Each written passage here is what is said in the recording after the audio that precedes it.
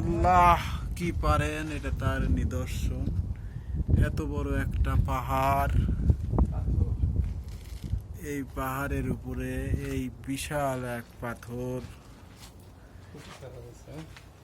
খুঁটি ছাড়া কিভাবে আল্লাহ রেখেছে একমাত্র আল্লাহই ভালো জানেন।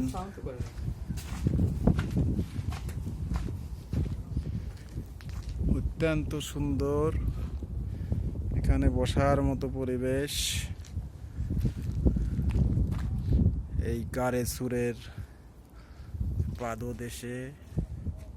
সুবহানাল্লাহ, সুবহানাল্লাহ।